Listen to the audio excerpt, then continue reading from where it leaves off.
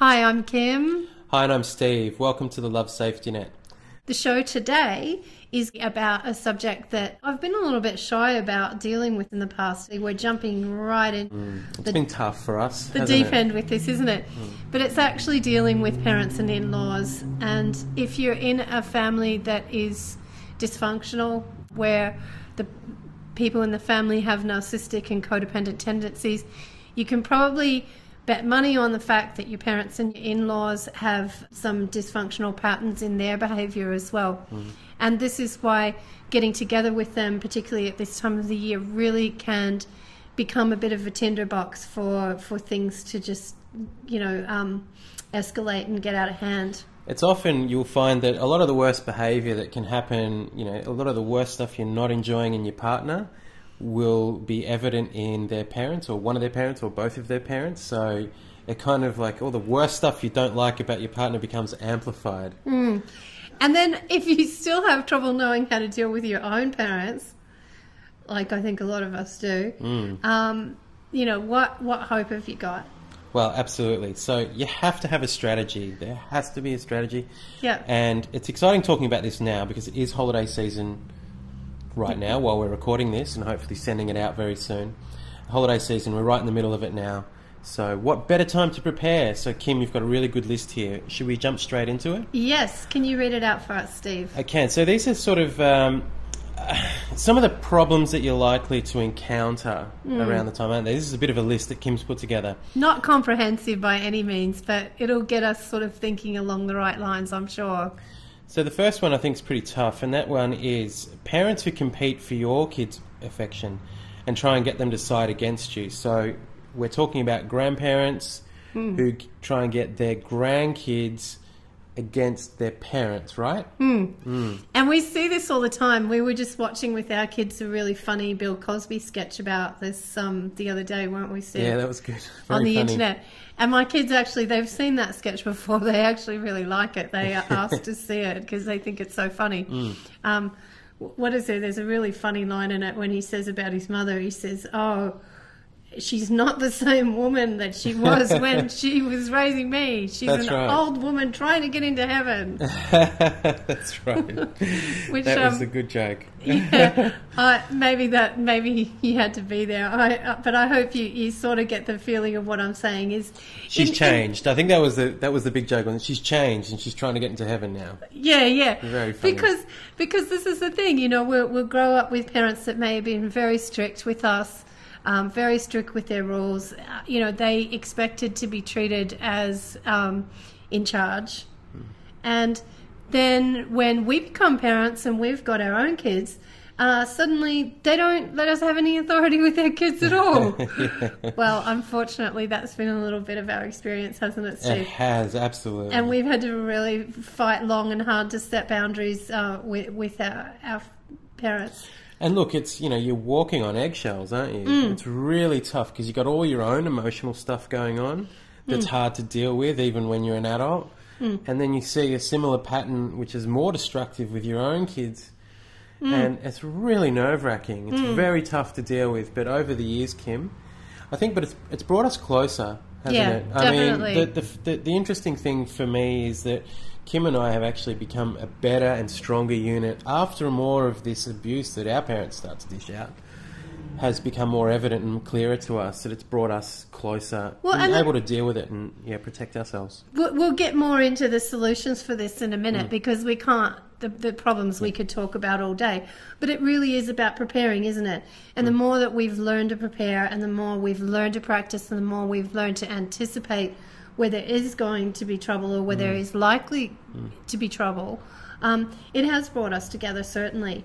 Yeah, absolutely. But I think just on that point one, what are some really common examples of that? It's like when you're trying to set rules with the kids and your parents come in and they pretend like the rules that you're setting are weird or that you're being too strict. And I guess that leads into the next one, the next point, doesn't it? The next point you've got here, Kim, is parents who ignore special dietary needs that your kids have. Yeah, so that's a really great example of it. You might not like your kids eating sugar, or they may have really very good reasons why they shouldn't eat sugar. I don't think many of us should really eat sugar that's personally. true. But then your parents may just ignore that. Oh, look at the cake that I made you. Oh, they're handing out candies and sweets and lollies to the kids before before you've even got out of the car. Yeah, for sure. That's the one. And it's just like, it's all on before you've even started. And they really like finding those ones, don't they, Steve, where they know they can get a wedge in, where if the kids aren't, if the kids aren't excited about going to church, It's just, well, just back on that dietary one, I think, Kim, it's very interesting because I think a lot of grandparents in that situation will pretend that you're not talking the truth. And you say, oh, this kid's got an allergy, or there's an intolerance here with this kid, or, he doesn't really react well, or she doesn't react really well with too much sugar. It's kind of like, oh, okay. But then they're sort of behind your back, they're going, nah, that can't be true. Yeah, so... they're just being anxious or... And it does, like they're making us out like we're wrong. Yeah, like you've got the problem, not them. And that's it. Yeah. All right, so should I go on to the next one? Sure. We could talk about that one all day, probably, with examples. We could talk about a few of these all day, but it would be good to get through to some of the solutions rather than just concentrating on the problems. That's right. And we've only got enough for one radio show today. So now the third point here, Kim, the third problem that we see is the in-laws that take over. We got a great comment on the blog about that. And about how this woman had learned to deal with that years ago. But, in the beginning of her relationship, every Christmas, her mother-in-law would just show up and take over in her house. She would just show up uninvited, cook for planned Christmas, whinge and complain about it the whole time, being cranky, and just completely take over. So she really, the comment was great because she was saying, you really do need to plan ahead. You need to know what you're going to be saying and how you're going to be saying it, and you need to be really setting those boundaries right from the beginning, not waiting until they're on the doorstep. It's really difficult to get your head around setting that boundary, isn't it? I mean, they're your in-laws or your own parents. I mean, it's not just in-laws, I guess, that take over, it's parents as well, yeah? And so it's always difficult to know how to set that boundary. And I mean, I think that often we want to give people the benefit of the doubt. So we think, it'll be better next year, or it won't happen, or, we just want to forget about it. As human beings do, we tend to want to forget about the bad times. That's right, Kim. But I think in this instance, it's not a matter of dwelling on negative stuff, but I do think that you need to be realistic. If your in-laws, or if there's people that do come into your house and take over, I think that's really serious in my books. Yeah, absolutely. I think, that really is majorly a sign of disrespect. And if somebody's even done that once, I think that's really grounds for you to really put some serious forward planning into place before that person visits again. Certainly is. So before we get to those fantastic plans and suggestions we've got, Kim, let's keep going through this problem list. Okay, number 4 is in-laws that are nice to your face, but put you down behind your back. I know that happens all the time. Hey, I even know some parents who are very good at being nice to your face and put you down behind your back. But yeah, this is a pretty serious problem, Kim, because again, it's about setting boundaries, isn't it? Yeah, and certainly. Knowing how to do that. Yeah. Not always easy. And it's really hurtful. It's it's not easy to deal with because it's not nice when people do that. It's not nice when anyone talks about anyone behind their back. Sure. And your in-laws, you really do want to impress. And I mean, I know a lot of people get cynical about their in-laws and they feel like it's okay to hate your mother-in-law kind of thing.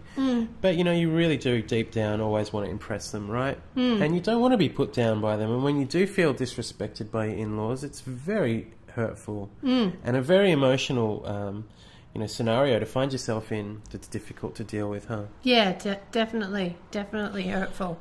Okay, so number 5, Kim. Parents or in-laws that knock you off balance by feeding you the wrong food and drink. Oh, I Not know. just the kids here. We're talking about feeding you the wrong drinks. Yeah, I know all about that one. Yeah, I have to be fairly careful with my diet, don't I? Yeah, you do. You know, if I keep my diet together, I'm pretty grounded and... Yeah. You know- Well, we're both a bit like that, Kim. So Yeah. we both know that when we do need to diet or need to do some kind of elimination diet or some kind of fast, we really need to do it together. Yeah. And because, you know, it's not easy. And it's easy to eat the wrong food and drink, right? Absolutely. If people are putting it in front of you and it's all there... Smells good and looks good. Yeah. Tastes good. But if you know from past experience that, you know, you're not at your best when you drink alcohol, for instance, or when you eat certain foods, you know, particularly when you're in a situation that, you know, is already potentially volatile, it really is best if you can kind of stick with it and, Sure. you know, and stick with taking care of yourself. And I guess on that point, because we really, you know, the points that we've got coming of suggestions, I don't think really cover this. But I think, you know, with the kids, maybe it's necessary to talk about allergies and whatever.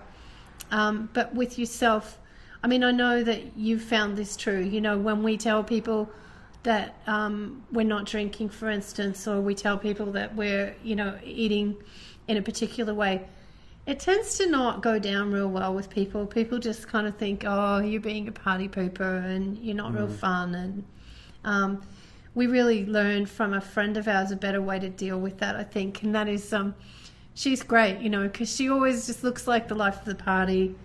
She's got a drink in her hand all night. And it wasn't until I made really good friends with her that I actually learned the trick, which is that she really doesn't drink. And it's basically the same drink that's in her hand all night. And if she's really pushed to it, she might be tipping some of it into a pot plant now and then if people insist on topping it up. Yeah. But, you know, that might seem a little bit, you know, deceptive or whatever, but I think it's actually a good trick for just leaving people at ease. Sure. Well, it's a bit. She set a boundary in a way. It's not an ostentatious boundary. It's the opposite. And that might be harder for some people because I guess it is tempting. But, you know, you don't necessarily have to walk around with a drink in your hand, but you don't also have to say, I'm not drinking, or, hey, I don't eat sugar, or, you know, it's often easier if you just say, no, thank you, you know, no, thanks, I might have one later. A good one to learn is maybe later.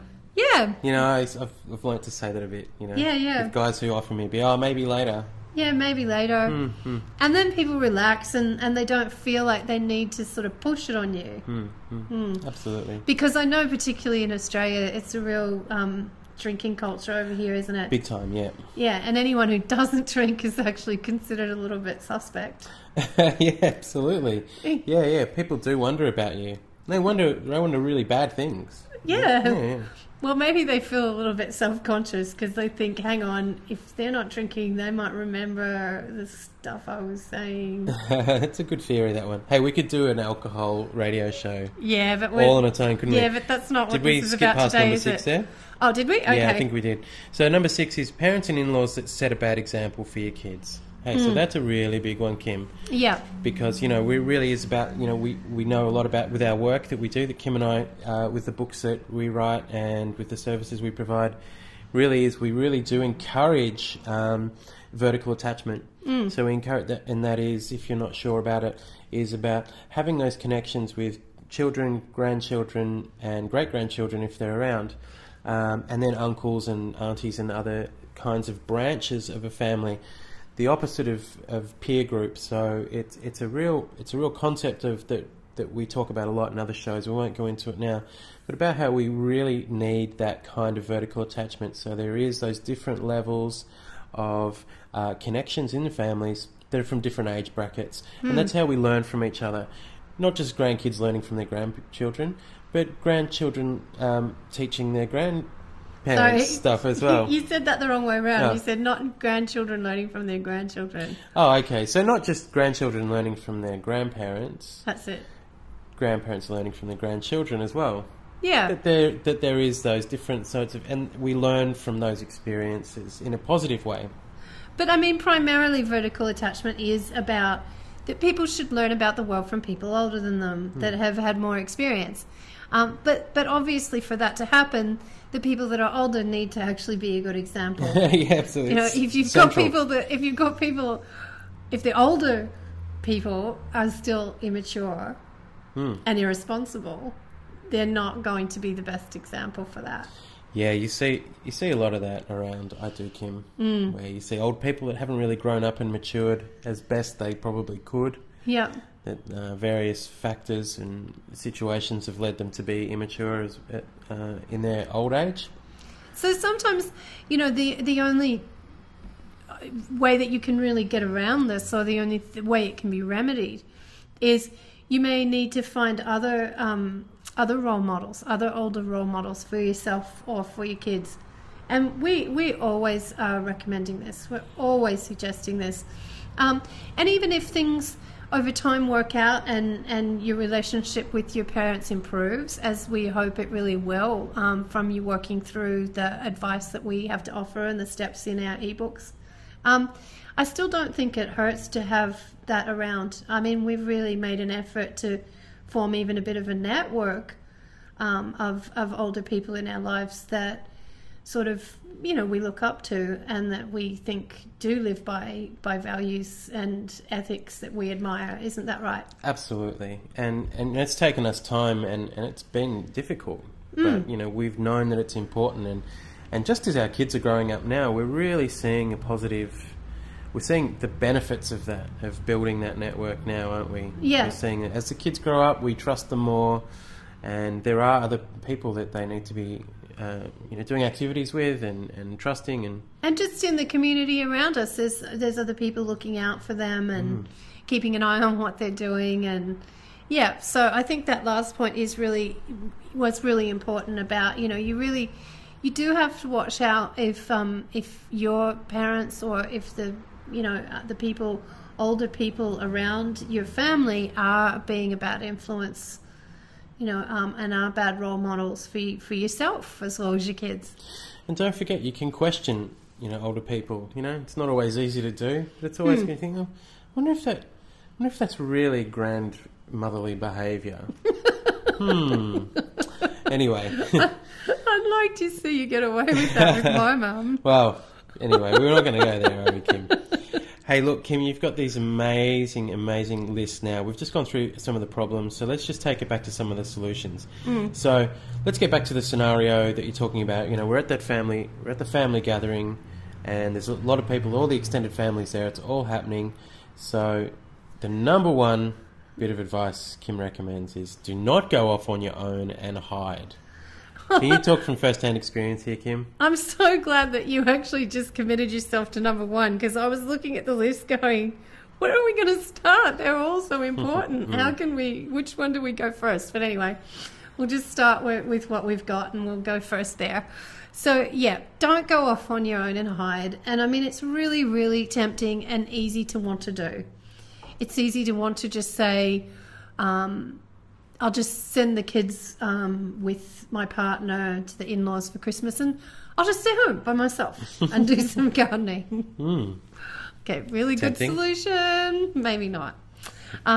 Or, you know, to just say, oh, you know, I'll spend some time reading a book, or I'll do this, and not really join in the activities that are going on when you're having an extended family visit. And I know maybe I put this as number one because that's probably the most tempting bad habit that I have. I tend to be a bit of a bookworm, and I do write a lot, and I do a lot of my own work, and so it's easy to just stick my head into that when there's difficulties, or when things not even difficulties, but when things feel a little bit uncomfortable, or maybe I just don't feel like I'm 100% welcome. Sure. Okay. But I really, really need to stress it's not the right thing to do. And I'm learning this more and more all the time. It doesn't matter if you feel a little bit unwelcome. Be there anyway. Join in the activity that's at hand. Be part of it. You know, a number of reasons, you know, the one that you brought up when we were discussing this before, Steve, because you need to be there to set boundaries for your kids, you know, That's right. and you just trusting that everything's going to be fine when you're not there isn't going to cut it. Sure. You know, I mean, a lot of this is presuming that you have kids. It doesn't, but even if you don't have kids, it's still important for you to be there and for you to join in the activities. Because the other reason, which is a little bit harder to stomach, but, you know, if your partner's showing symptoms of narcissistic personality disorder, you really do need to be aware of the fact that if you're not around, there is a really big likelihood that people are going to be speaking badly about you behind your back when you're not around. And you don't need your in-laws doing that with your partner, and you especially don't need that happening with your kids. Yeah. And just because you're not on the scene doesn't leave you safe. It can often actually leave you a really wide open target, because there's just no guarantee that anybody is going to represent you well as why you're not there. That's right. So leaving that door open is really dangerous, more dangerous than you think. It might feel like the easy option just to disappear, but it'll get you in deeper and hotter water. No.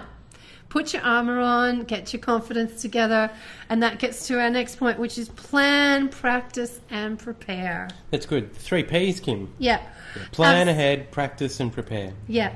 And I just cannot stress the importance of this enough.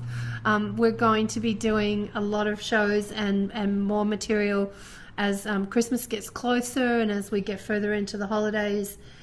We got the Thanksgiving and Christmas package out a couple of days ago. But that's really just the beginning.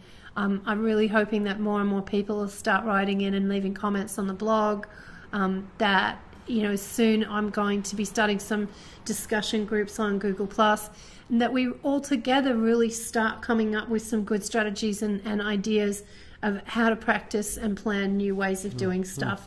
I've been reticent about this in the past because, you know, getting conversation groups or forums together, it's a little bit too easy for people to just run there when they should be self-soothing. You know, that they run there and they look for support and help from somebody else when really they need to be doing that tough stuff of going inside themselves and getting their calm again and finding their happiness again. And you know, if you've been in the habit in the past of thinking that you need somebody else to be happy, of thinking that you need somebody else to cheer you up and make you feel better when you're angry or you're sad or you're upset.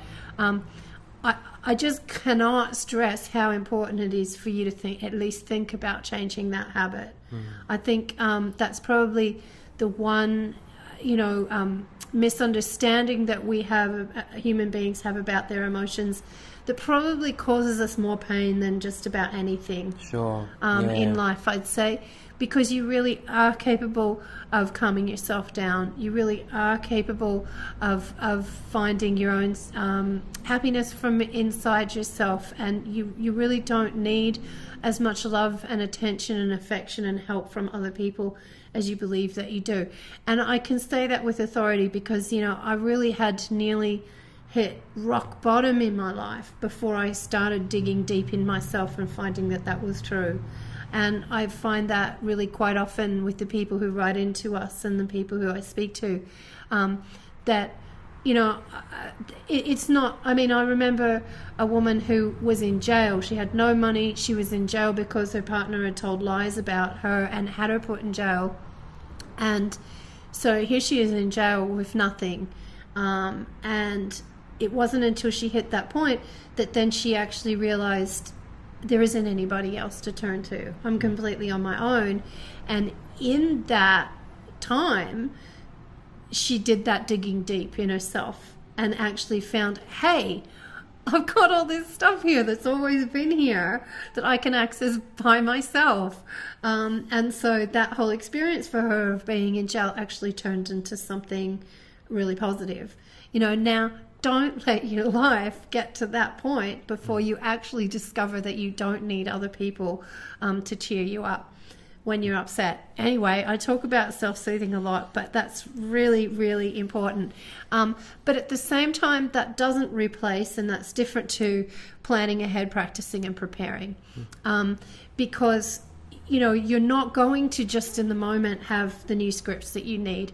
You can't wait until your amygdala's firing and you're all emotional to think that you're going to just know how to handle things better if you didn't know how to handle them well in the past. It won't happen. Yeah, that's absolutely right. I just cannot stress it enough. You need to plan, you need to practice, and you need to prepare. Absolutely. And practice those scripts, you know, and get those scripts happening, and hopefully we'll be getting those happening online sometime soon, or hopefully they're online now by the time you're seeing this and hearing this radio show. There's a lot of new scripts for you through Back from the Looking Glass, through the Love Safety Net workbook. I've highlighted a few of those scripts in the Prepare for Thanksgiving and Christmas PDF. And you know, they're ones that we all need to keep working on as well. You know, I can't stress more highly the one about just being able to end non-productive conversations. Yeah. You know, and that will come up in a few of the next points that we get to. But, you know, just learning to be able to say, you know, I don't see this conversation going anywhere. I need to get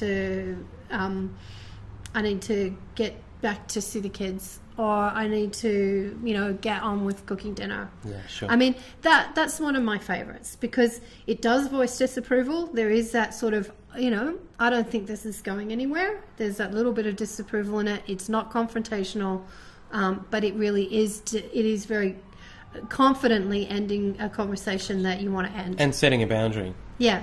That's good. And from planning and practicing and preparing, we move to sort of the next natural step along that sort of line we're following there, and that is control the environment, Kim. So control the environment. And I know that some people may feel like this is going to be too tough, and some people don't feel like they've got the confidence for that, and some people may feel like that's not my job, that's somebody else's job to control the environment. But Kim, what are your thoughts on that? Well, it's just essential, you know, it really is. And, you know, as unfortunate as that may be, you have to be able to control the environment. I mean, if your child is, you know, if you have a child, for instance, that's diabetic, or you have a child that, you know, has very strict dietary needs because of allergies, you'll be aware of this. You'll be aware of the fact that you can't let the in-laws take you all to Disneyland, because that's just, you know, that environment, it's going to be impossible for you to set boundaries, or for you to you know, just protect your child or look after your child's dietary needs in the way that you need to. And it's really much the same way when it comes to limiting abuse towards yourself, not just your kids. Is you really need to think about where you're meeting, you know, where are you going to be getting together, and, you know, and choosing places that is going to make it harder for those boundaries to be crossed, or I should say easier for you to set limits and to set boundaries. Yeah. Can you think of some examples of that, Steve? With setting the right an example of setting a boundary. Of controlling your environment. Oh, okay.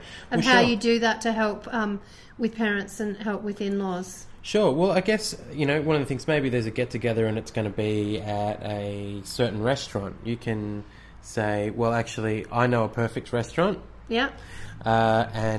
You know, I know that with some we find it difficult for us, Kim, to find the kind of restaurant where we know we'll all get something to eat that we want to be eating. Yeah. It's very, you know, it's not that easy here where we live, in this part of the world anyway.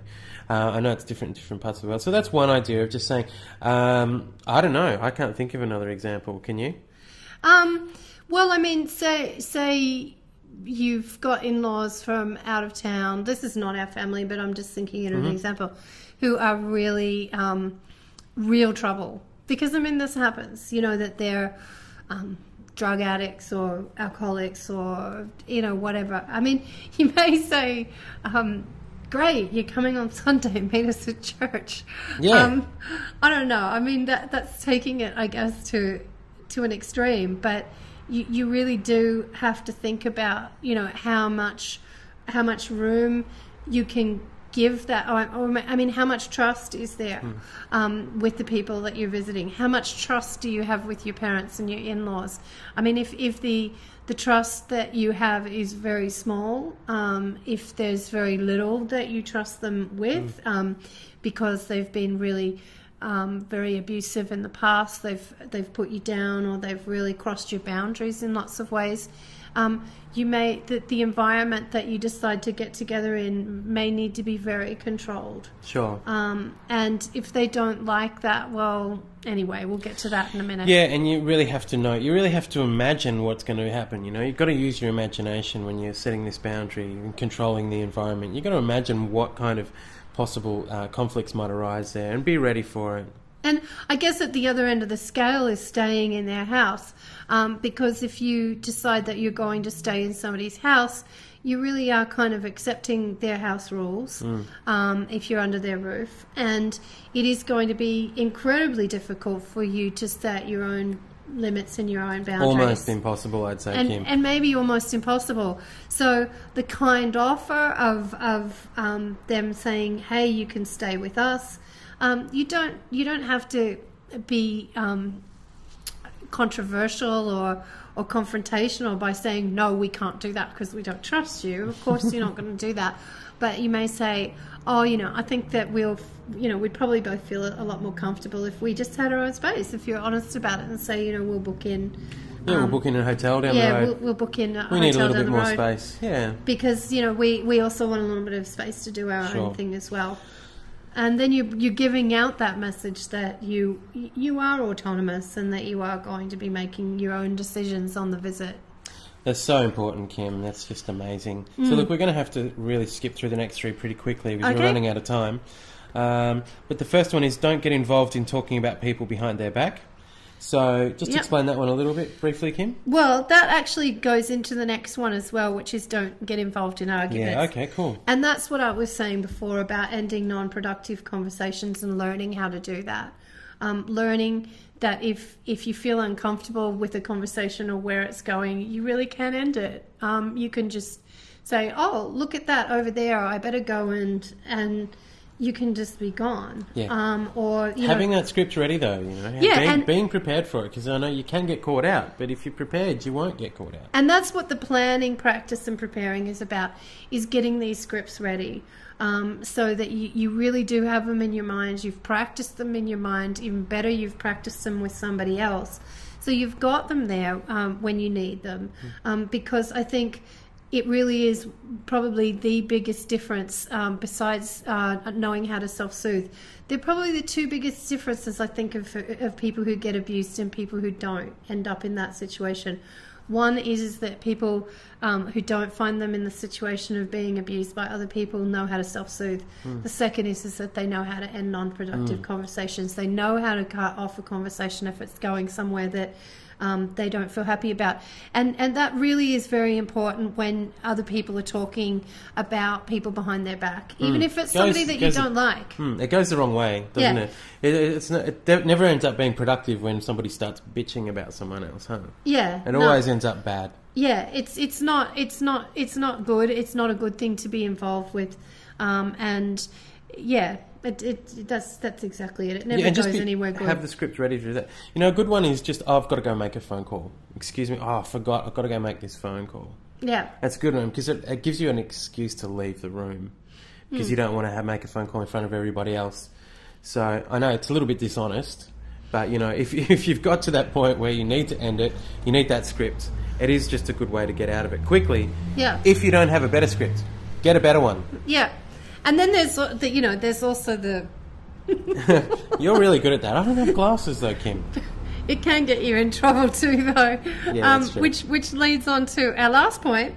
And that one is the last point here. The last bit of advice for this holiday season that we've got from the list we talked about earlier is be ready to hold your cool and self-soothe when and if they get mad and upset.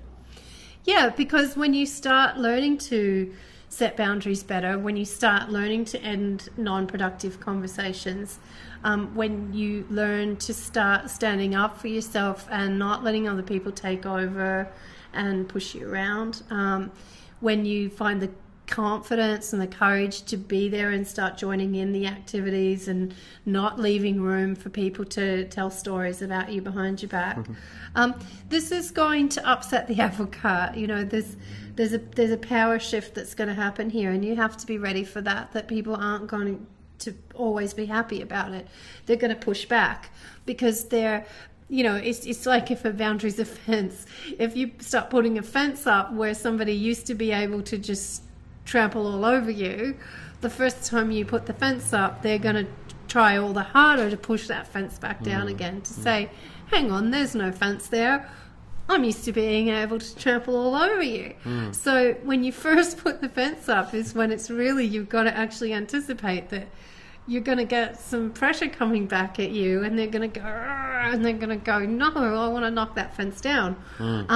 But, you know, you also have to think, am I going to let them knock the fence down? Because if I let them knock the fence down, you know, then they're going to come back and even trample all over you even worse. See, what do you think you're doing putting that fence up there? I'm going to show you trying to put that fence up. You know, so you really do have to be ready for this. And you know, self-soothing is what it's all about. Is that you can be happy and you can go and calm yourself down and you can stay focused on your goals and you can have your plan in place even if somebody else is unhappy with you. You know, let them stew. Let them be, you know, let them be angry. And as awful as that can feel inside yourself, if you know that you really were just protecting your own boundaries, in terms of, you know, your own dietary needs, your own need for your own independence, and to be able to have authority with making decisions with your kids and to be respected, and, you know, that these are the things. Well, you know, if somebody wants to get upset about you setting boundaries for those things, sometimes you just got to let them be upset, you know, and it doesn't always end up pretty. No. You know, they may get their nose out of joint and they may decide that they're never going to visit you again. And, you know, you may decide that that's okay, that you can actually live with that. And it's about making that point too, isn't it? Just saying, look, I've just got my own way of doing things, and if you don't like it, well, I'm sorry, you know. As long as you're acting within the law, you know, and within some sort of moral code, I suppose. You know, you really don't have to get caught up in their emotions if they decide to get upset about it, right? No. You got to just keep on with your own stuff, and you know, get involved in as few arguments as possible. You know, listen if they want to complain or they want to tell you, you know, why what you're doing is so terrible or why you're such a horrible person. Listen, and, you know, just, I'm sorry that you feel that way, but, you know, I really, you know, if you need to justify yourself in what you're doing, you know, do it as quickly and as simply as possible. That's really good advice, Kim. I'm going to have to wrap it up, though. Yeah, we have to wrap this up, though. And we need to say sorry to all the people who have really nice in-laws, by the way. Okay, we're really sorry you had to listen to this radio show. If your in-laws are really nice, but, you know, maybe there's just, if you've got really nice supportive in-laws somewhere in there, they may in some way be trying to, you know, play a power struggle on you in some way. So just be careful, you know. You never know when someone's going to bite you on the bottom. Hey, Kim, we really do need to wrap up. So, hey, thanks again. It's really great being back on the air with you. Yeah, it's fun, good doing radio shows together. Can't wait. Okay, well, look up, guys. Have a happy holiday, and we'll see you next time we're on the Love Safety Net. Bye. Hang in there.